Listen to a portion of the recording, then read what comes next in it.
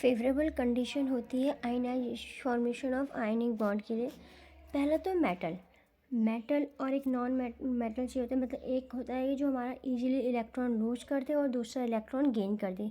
ऐसे दो जो मिलके बनाते हैं वो बनाते हैं आयनिक बॉन्ड। तो इसमें जो इलेक्ट्रॉन लूज करता है ना, वो मेटल होता है और वो कटायन बनाता है। जब भी इलेक्ट्रॉन एक निकलता है तो वो कटायन बनाता है, अगर कोई इलेक्ट्रॉन लेता है तो वो अनायन बनाता है।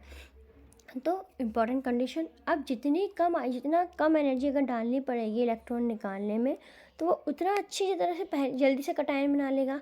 तो इसलिए metal should have low ionization enthalpy. Second है non metal must have high electron gain enthalpy. मतलब कि हाई इलेक्ट्रॉन गेन एंथैल्पी मतलब कि उसे जितनी जल्दी से वो ले लेगा वो उतनी ज़्यादा एनर्जी रिलीज करेगा। Electron gain enthalpy is negative because वो रिलीज हो रही है। जब वो इलेक्ट्रॉन ले रहा है जल्दी वो नॉन मेटल, तो वो एनर्जी रिलीज हो रही है।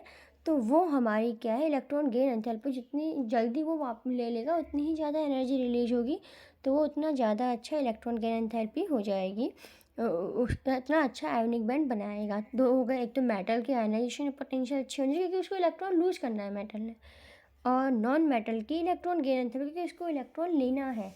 दो हो गए। The energy released the energy released during the formation of 1 mole of crystal वो हाई होनी चाहिए। मतलब कि जब भी जो जितनी ज़्यादा अच्छे से वो फॉर्मेशन कब होता है, जब वो जल्दी से जितनी जल्दी फॉर्मेशन अच्छा हो जाएगा उतनी ज़्यादा एनर्जी रिलीज होगी। वही इलेक्ट्रॉन के केस में जब उसने नॉन मेटल जितना अच्छी पावर होगी उसको लेने की इलेक्ट्रॉन को, उतनी ज़्यादा इलेक्ट्रॉन गेन एंथैल्पी होगी, मतलब उतनी ज़्यादा वो एनर्जी रिलीज करेगा। ठीक है, वैसे ही जितनी ज़्यादा क्या कहते हैं फॉर्मेशन ऑफ 1 मोल, अब फॉर्मेशन मतलब दोनों कटायन और अनायन पास पास आ रहे हैं, तो जितनी ज़्यादा इलेक्ट्रॉन एनर्जी रिलीज होगी उतनी ही ज़्यादा लैटिस एंथैल्पी हाई हो जाएगी। जितनी ज़्यादा वो ईजीली पास अच्छे से पास आ जाएंगे, जितनी ज़्यादा अट्रैक्शन फोर्स ज़्यादा होगी उतनी ज़्यादा एनर्जी रिलीज होगी। तो नेक्स्ट आते हैं अब आयंस जैसे कि वो है कोई भी स्पेसीज जो अगर कोई नॉर्मल जैसे सोडियम है, अगर वो अपना एक इलेक्ट्रॉन लूज कर देता है तो वो कटायन बन जाएगा। मतलब आयन या फिर तो इलेक्ट्रॉन का गेन, इलेक्ट्रॉन उसके बाहरी शेल में आ जाए या उसकी बाहरी आउटर मोस्ट शेल से इलेक्ट्रॉन चला जाए, दोनों के दोनों ही केस होते हैं आयन फॉर्मेशन के। मतलब कि जैसे कि सोडियम है, सोडियम के आउटर मोस्ट शेल में एक इलेक्ट्रॉन होता है, अगर वो चला जाएगा तो भी वो आयन बनेगा। और मान लो जैसे ही क्लोरीन है, उसमें एक आने की कैपेसिटी, क्योंकि इसके जाने के बाद सोडियम में जाने के बाद 8 बनते हैं और क्लोराइड में आने के बाद एक इलेक्ट्रॉन की पूरी उसकी इलेक्ट्रॉनिक कन्फिग्रेशन पूरी होती है। तो इसलिए हमारा कोई भी इलेक्ट्रॉन का गेन, कोई भी एटम के द्वारा जब इलेक्ट्रॉन का गेन किया जाता है तो या फिर लॉस किया जाता है और वो पॉजिटिव या नेगेटिव साइन के साथ आ जाए एटम, तो वो हमारा कहलाता है आयन। ठीक है, आयन में कटायन, जब कोई इलेक्ट्रॉन लूज किया जाता है, जब इलेक्ट्रॉन अपने अंदर से निकाला जाता है तो वो पॉजिटिव साइन बनाता है, क्योंकि इलेक्ट्रॉन नेगेटिवली चार्ज होता है। जब उसको हटाया जाएगा तो जो ओवरऑल जो आयन होगा, जो एटम होगा, उसमें आ जाएगा हमारा पॉजिटिव चार्ज। लेकिन जब कोई एटम इलेक्ट्रॉन को लेगा, क्योंकि इलेक्ट्रॉन नेगेटिव चार्ज होता है, तो फिर जो इलेक्ट्रॉन को लेगा तो नेगेटिव चार्ज आ गया तो क्या हो जाएगा, नेगेटिव आयन बन जाएगा। इलेक्ट्रॉन का lose from an atom is forming cation and electron का एक्सेप्टेंस जो होता है एटम का, वो अनायन बना लेता है। आयनिक कंपाउंड, अब general characteristic ionic compound generally जो होते हैं वो सॉलिड होते हैं। Melting point and boiling point दोनों हाई होता है क्योंकि बहुत अच्छे स्ट्रक्चर फॉर्म में अरेंज होते हैं। आयनिक कंपाउंड हमेशा पोलर सॉल्वेंट में, जिसमें आयनिक में भी क्योंकि आयन से, और पोलर सॉल्वेंट में भी चार्ज है, चार्ज वाले कंपाउंड, वो पोलर सॉल्वेंट मतलब जिसमें चार्ज होता है, जो सेपरेशन होता है चार्ज का, तो उन्हीं में पोलर सॉल्वेंट में ही सॉल्युबल होते हैं आयनिक कंपाउंड। नॉन पॉलर में इनसॉल्युबल होते हैं, सॉल्युबल नहीं होते। आयनिक कंपाउंड आयंस हमेशा गुड कंडक्टर ऑफ इलेक्ट्रिसिटी होते हैं मॉल्टन स्टेट में। तो आयनिक कंपाउंड अपनी मॉल्टन स्टेट में, मतलब जो लिक्विड से जो अपनी पिघली हुई स्टेट, जो मॉल्टन स्टेट होती है, उसमें बहुत अच्छे कंडक्टर ऑफ इलेक्ट्रिसिटी होते हैं।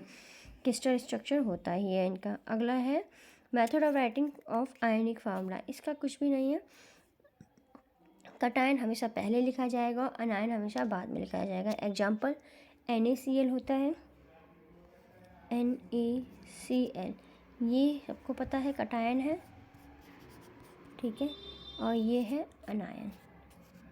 तो चाहे कोई सा भी फॉर्मूला देख लो कटायन एंड अनायन में, चाहे ये ले लो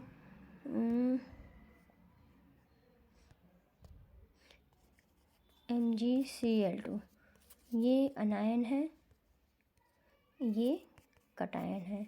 तो यहाँ पे भी हर किसी में ये लिखने का तरीका ही होता है कि कटायन पहले लिखा जाता है, अनायन बाद में लिखा जाता है। अगला है कि उसकी सर जैसा कि सेकंड पॉइंट लिखा हुआ है, right there electrovalency in figure at the top of a symbol, मतलब कि हर एक सिंबल के ए, मान लो जैसे ए की जगह हम ले लेते हैं यहाँ पे हम Na और Cl, ठीक है। तो Na की वैलेंसी क्या होती है +1, Cl की होती है -1, तो यहाँ पे ये क्या हो जाएगा +1 -1। अब ठीक है, अब जैसे कि डिवाइड, अब इनको हम यहाँ पे कैसे लिखते हैं वो देख लेते हैं। जैसे कि पूरा का पूरा ही एक पेज है, MgCl2, Mg की वैलेंसी +2, क्योंकि 2 इलेक्ट्रॉन लूज करके ये स्टेबल इलेक्ट्रॉनिक कन्फिग्रेशन लेता है, इसलिए इसकी वैलेंसी +2 होती है। इसकी वैलेंसी होती है हमारी -1, ठीक है। अब देखते हैं, अब इसकी +2 इसकी -1, दोनों का अगर हम HCF ले लेंगे तो वो 1 आ जाएगा। हाईएस्ट कॉमन फैक्टर 1 है, क्योंकि इसको 1 दोनों को डिवाइड करा, 2 दोनों को डिवाइड नहीं करा, हाईएस्ट कॉमन फैक्टर 1 है, ठीक है। अब इसका क्या करते हैं, नाउ थर्ड रूल देखते हैं, नाउ अप्लाई क्रिस क्रॉस। अब MgCl, ठीक है, यहाँ पे +2 -1, तो जो यहाँ पे जो स्ट्रक्चर यहाँ पे जो नीचे आएगा वो Cl की अनायन, कटायन के पास जो यहाँ पे नीचे आता है वो अनायन की वैलेंसी आती है, और अनायन के जो HCF से डिवाइड करके आएगा। और जैसे यहाँ पे HCF 1 आ रहा था, 2 और 1 का HCF 1 था, तो इससे हम दोनों को डिवाइड कर दो, इसका 2 ही आया, इसका 1 ही आया। तो हम कटायन के साथ अनायन का जो डिवाइड करके आएगा वो लिखेंगे, यानी कि 1, अनायन के साथ जो कटायन का आएगा वो लिखेंगे, यानी कि 2, यानी कि हमारा अब इसमें बन गया MgCl2, क्योंकि ये अनायन के साथ आ गया कटायन का, कटायन के साथ आ गया अनायन का। अगर हम दोनों का HCF निकालते हैं, HCF से डिवाइड करते हैं, तो ये हमारा हो गया मेथड ऑफ फार्मूला राइटिंग। अगला देखते हैं बॉन हैबर साइकिल। बॉन हैबर साइकिल में हम अमोनिया जो देखते हैं, आगे आते हैं बॉन हैबर साइकिल में क्या होता है। ये साइकिल बेस्ड होता है आयनिक कंपाउंड के फॉर्मेशन पे, जैसा कि इसमें लिखा हुआ है। रिएक्टेंट स्टेप क्या क्या है देख लेते हैं। रिएक्टेंट मेटल जो होता है or vaporise to convert into gas. अब कोई भी रिएक्टर हम पे किसी भी फॉर्म में, सॉलिड फॉर्म में हो सकता है, पहले हम उसको गैसियस फॉर्म में कन्वर्ट करते हैं, तो वेपराइज किया जाता है, सॉलिड से गैसियस फॉर्म में कन्वर्ट किया जाता है। ये प्रोसेस हमें पहले पता थी, सब्लिमेशन की प्रोसेस होती है वैसे तो ये, जैसे इसमें लिखा भी हुआ है एज फॉर सब्लिमेशन, ठीक है, सब्लिमेशन की प्रोसेस हो गई। अब गैसियस स्टेट से आयन में कन्वर्ट करने के लिए कौन सी एनर्जी यूज होती है, आयोनाइजेशन एनर्जी। और ये एनर्जी ली जाती है, दी जाती है, दी जाती है, इसलिए पॉजिटिव हो जाएगी। अगर एनर्जी दी जाती है तो पॉजिटिव, एनर्जी बाहर निकलती है तो नेगेटिव, क्योंकि यहाँ से एक इलेक्ट्रॉन बाहर आ रहा है। कोई भी चीज़ अगर हमें किसी से निकालनी है, कोई भी बॉन्ड हमें तोड़ना है, चाहे वो किसी का भी हो बॉन्ड, अगर हमें तोड़ना है बॉन्ड, तो वो हमेशा ही पॉजिटिव एनर्जी होगा। बॉन्ड अगर ब्रेक करना है ना किसी का भी बॉन्ड, तो हमेशा पॉजिटिव होगा। तो यहाँ से आयनाइजेशन एनर्जी इसलिए पॉजिटिव हो जाती है। तो यहाँ से आयनाइजेशन एनर्जी हो गई इसकी। बॉन्ड हैबर साइकिल से हम NaCl का फॉर्मेशन कर रहे हैं इसमें। अब Cl2 क्योंकि हमें एक ही मोल चाहिए, इसलिए हम Cl2 को 1/2 से डिवाइड कर देंगे। जो भी इसकी Cl2 की डिसोसिएशन एनर्जी होगी उसको 1/2 से डिवाइड कर देंगे, क्योंकि हमें एक ही Cl चाहिए। ये होल की आ रही डिसोसिएशन, मतलब Cl2 को Cl गैसियस में कन्वर्ट करना, ठीक है। अब गैस, क्योंकि Cl ने तो नॉन मेटल है इसलिए पॉजिटिव बनना है, तो नेगेटिव बनना, तो एक इलेक्ट्रॉन को ले लेगी। यहाँ से इसने एक इलेक्ट्रॉन ले लिया, तो इलेक्ट्रॉन गेन एंथैल्पी। अब इलेक्ट्रॉन लिया तो मतलब एनर्जी इलेक्ट्रॉन का इनटेक हो रहा है, ठीक है, कोई चीज़ जुड़ रही है, कोई चीज़ जुड़ेगी तो उसमें एनर्जी हमें देनी पड़ेगी, एनर्जी रिलीज होगी। कोई चीज़ तोड़ने के लिए हमें एनर्जी देनी पड़ती है और एनर्जी रिलीज होती है कोई चीज़ जोड़ने के लिए, इसलिए हमारा ये इलेक्ट्रॉन गेन एंथैल्पी नेगेटिव होता है, ठीक है। अगला आता है हमारा लैटिस एनर्जी। अब लैटिस एनर्जी में भी दोनों के दोनों जुड़ रहे हैं, दोनों के दोनों जुड़ेंगे तो लैटिस जॉइनिंग के वक्त एनर्जी हमेशा रिलीज होती है, ठीक है, क्योंकि जॉइनिंग के बाद स्टेबिलिटी आती है, स्टेबिलिटी के बाद एनर्जी रिलीज होती है, एनर्जी कम होती है, ये भी नेगेटिव हो गया। अब इन दोनों का फॉर्मेशन बन के हो गया NaCl। अब यहाँ से ये क्यों दे रखी है टोटल एनर्जी, जब हम Na सॉलिड और Cl2 गैस से जब हम NaCl में कन्वर्ट करेंगे तो कैसे एनर्जी वहाँ पे होगी, तो अब टोटल एनर्जी कैसे निकल जाएगी। टोटल एनर्जी देखते हैं, यहाँ पे है Q, मान लो टोटल एनर्जी है, ठीक है। आयनाइजेशन एनर्जी पॉजिटिव थी, ठीक है। डिसोसिएशन एनर्जी पॉजिटिव थी। सब्लिमेशन एनर्जी भी क्योंकि तोड़ना था तो पॉजिटिव थी, नहीं इसको गैस में कन्वर्ट करना था, ये भी पॉजिटिव थी। अब यहाँ पे आयनाइजेशन एनर्जी हो गया, इलेक्ट्रॉन गेन एंथैल्पी नेगेटिव थी, नेगेटिव ही थी,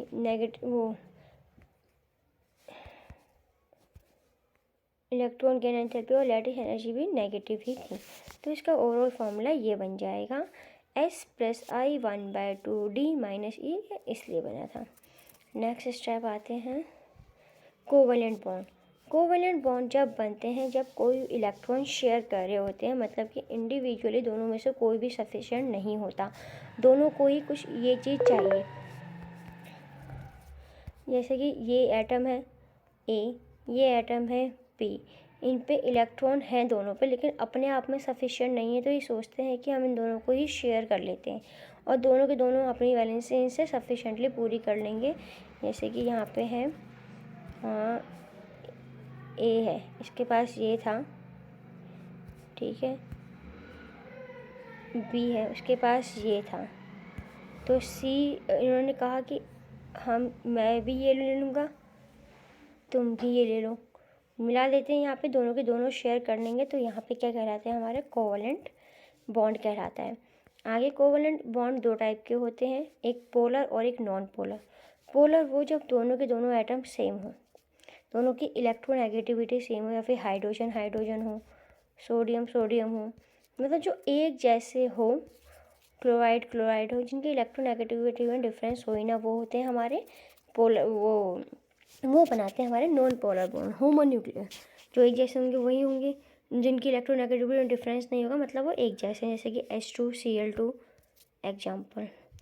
अगला है पोलर बॉन्ड। पोलर मतलब कि जिनकी इलेक्ट्रोनेगेटिविटी में डिफरेंस हो, जैसे कि HCl, हाइड्रोजन क्लोराइड, इलेक्ट्रोनेगेटिविटी में डिफरेंस काफ़ी होता है, ये अच्छा खासा पोलर बॉन्ड बना लेते हैं। ये अब यहाँ पे मान लो कि यहाँ पे इलेक्ट्रॉन थे तो जो दोनों की शेयरिंग से बने हुए थे ये रहे, लेकिन क्योंकि अब यहाँ पे ये इसकी इलेक्ट्रोनेगेटिविटी ज़्यादा है तो ये अपनी तरफ ज़्यादा खींच लेगा।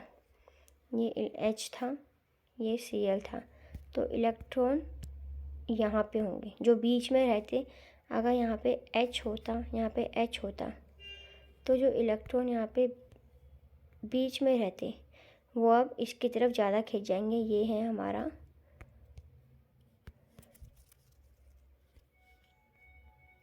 पोलर कोवलेंट, ये है non polar covalent. Properties of covalent compound. In general, covalent compound exist in liquid or gaseous state at room temperature due to magnitude of intermolecular, क्योंकि इनका जो इंटरमोलिकुलर फोर्स ऑफ अट्रैक्शन होता है वो इतना high नहीं होता है जितना कि आयनिक बॉन्ड का होता है, तो इनका जो ये जनरली लिक्विड या गैसेस स्टेट में ही पाए जाते हैं रूम टेम्परेचर पे। सिमिलरली अब वहाँ पर हाई था आयनिक में, कोवलेंट कंपाउंड का मेल्टिंग पॉइंट भी लो होता है और बॉइलिंग पॉइंट भी। Covalent compound are generally poor, वहाँ पे आयनिक कंपाउंड कंडक्टिव क्यों थे इतने ज़्यादा, क्योंकि उनमें आयंस थे। आयंस कंडक्ट करते हैं electricity, gain and loss of electron करते हैं, लेकिन यहाँ पे वो पुअर कंडक्टर ऑफ इलेक्ट्रिसिटी होते हैं। अगेन उसका opposite, they are soluble in non polar like benzene but insoluble in water, उसका एकदम अपोजिट हो जाता है। अब देखते हैं यहाँ पे formal charge on an atom कैसे निकालते हैं। तो फॉर्मल चार्ज का फॉर्मूला है यहाँ पे हमारा, formal charge in a Lewis structure, total number of valence electron. जैसे कि यहाँ पे यहीं पे ओ का ये एग्जांपल दिया हुआ है नीचे,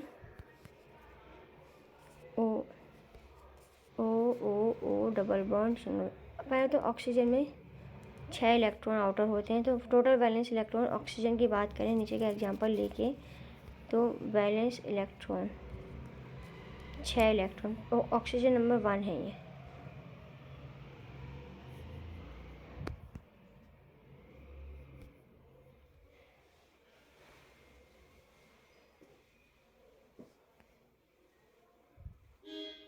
ये 1 है ये वाला, ठीक है। Valence electron in the free atom, valence electron कितने होते हैं ऑक्सीजन में? 6 वैलेंस इलेक्ट्रॉन होते हैं, ठीक है, तो 6 लिख दिया। आगे minus total number of non bonding lone pair of electron, total number lone pair electron कितने हैं? कितने हैं यहाँ पे 1 पे? 1 2, टोटल तो लोन पेयर 2 ही हैं। बॉन्ड पेयर कितने हैं? 1 2 3, ये इसको दे रहा है इलेक्ट्रॉन, ठीक है। तो 2 इलेक्ट्रॉन यहाँ पे हो गए बॉन्ड पेयर के, 2 इलेक्ट्रॉन बॉन्ड पेयर के, इसके साथ में जो है वो है 4 इलेक्ट्रॉन यहाँ पे हो गए। तो यहाँ पे हमारा फार्मूला होता है valence electron minus total lone pair electron minus 1/2 of bond pair. तो यहाँ पे वही हो गया 6 - 2 - 1/2 ऑफ 6 1 पे, यानी कि +1 फॉर्मल चार्ज यहाँ पे आ जाएगा। O2 पे सिमिलरली हम कर देंगे तो हमारा हो जाएगा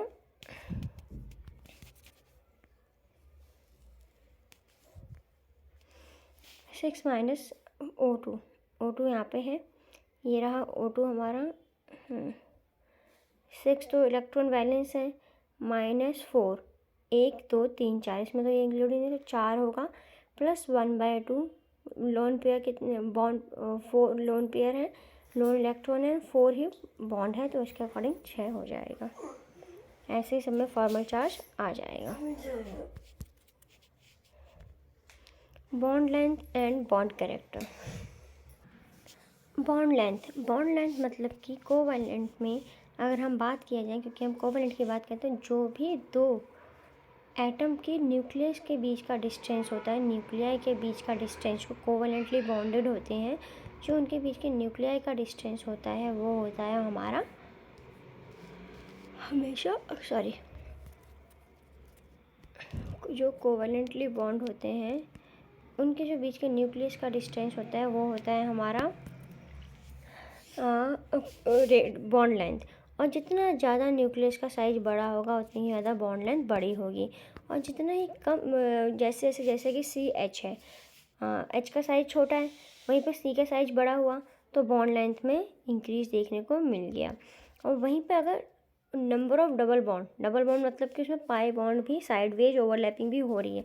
सिंगल बॉन्ड मतलब कि सिग्मा बॉन्ड मतलब कि ऐसे ओवरलैपिंग सिर्फ एक वे में हो रही है जो ऑर्बिटल्स हैं, ये एक होता है बॉन्ड लेंथ ऐसे निकलती है। और बाकी नेक्स्ट में तो जैसे जैसे अभी ये जानते हैं जैसे डबल बॉन्ड कैरेक्टर, या फिर जो ऐसे जो पाई बॉन्ड बढ़ता है, डबल बॉन्ड मतलब कि पाई बॉन्ड जैसे जैसे कैरेक्टर बढ़ता जाएगा वैसे वैसे वो शॉर्टन होती जाती है लेंथ। जैसे कि इन दोनों का है CC ही, लेकिन इसमें एक और डबल बॉन्ड आ गया तो डबल बॉन्ड आने के कारण लेंथ डिक्रीज हो गई, इसमें एक और आया तो इसकी और लेंथ डिक्रीज हो गई। बॉन्ड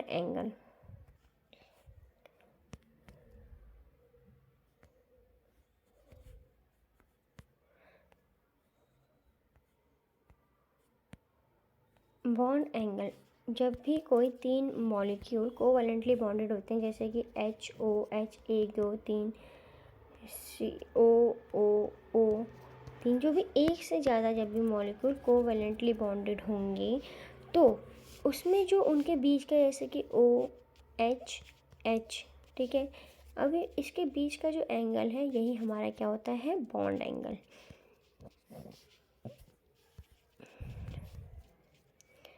ये हमारा होता है बॉन्ड एंगल, ठीक है। तो अब बॉन्ड एंगल हमारा, आगे हम देखते हैं कि बॉन्ड एंगल जितना ज़्यादा सेंटर का साइज बड़ा होता है, बॉन्ड एंगल डिपेंड करता है कि लोन पेयर के बीच में रिपल्जन क्या है।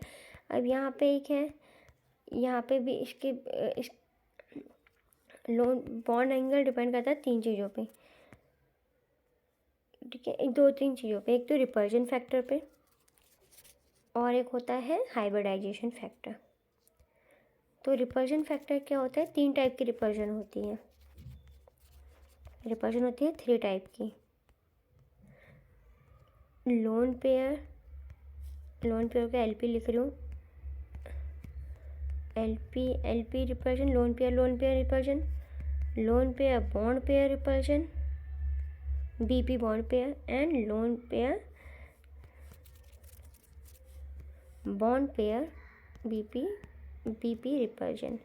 ये 3 टाइप की रिपल्शन होती है हमारी, जो बॉन्ड एंगल को अफेक्ट करती है। पहली रिपल्जन जो लोन पेयर और लॉन पेयर के बीच में होती है वो सबसे ज़्यादा हाई होती है। अगर ये वाली रिपल्जन है लोन पेयर और लोन पेयर के, तो बॉन्ड एंगल उतना ही बड़ा हो जाएगा, क्योंकि वो अपने आप को रिपल्जन, बॉन्ड एंगल उतना ही छोटा हो जाएगा क्योंकि वो रिपल्जन को कम करना चाहेगा। वो बॉन्ड एक दूसरे से दूर जाना चाहेंगे, जिसके कारण वो आपस में एंगल छोटा हो जाएगा। सिमिलरली अगर उसके कंपैरेटिवली एंगल में कम गिरावट आएगी अगर वो lone pair bond pair repulsion होगी, और सबसे कम होती है बॉन्ड पेयर। तो इसको हम अगर ऑर्डर में लगाएं तो क्या हो जाएगा हमारा, LP सबसे ज़्यादा, then BP LP, then BP। ये हमारे रिपल्जन फैक्टर होते हैं। दूसरा है हाइब्रिडाइजेशन। अब हाइब्रिडाइजेशन क्या होता है, जो हमारा जब एटम के जो ऑर्बिटल्स होते हैं, जब वो मिल के एक ऑर्बिटल बनाते हैं जो कि लोअर होते हैं एनर्जी में, और उनकी डायरेक्शन एक जैसी होती है, तो उसे कहते हैं हाइब्रिड ऑर्बिटल। मतलब 2 ऑर्बिटल से मिलके बनता है। अगर 2 ऑर्बिटल मिल रहे हैं तो हाइब्रिड ऑर्बिटल भी 2 ही होंगे। जैसे कि अगर एक S ऑर्बिटल मिल रहा है एक P ऑर्बिटल के साथ, तो हाइब्रिड ऑर्बिटल बनता है sp हाइब्रिड। तो लेकिन उसमें ऑर्बिटल्स 2 ही होंगे, 2 ऑर्बिटल होते हैं sp, 2 हाइब्रिड ऑर्बिटल बनेंगे। जैसे कि एक S एक P का मिला के बनेगा 2 sp हाइब्रिड ऑर्बिटल।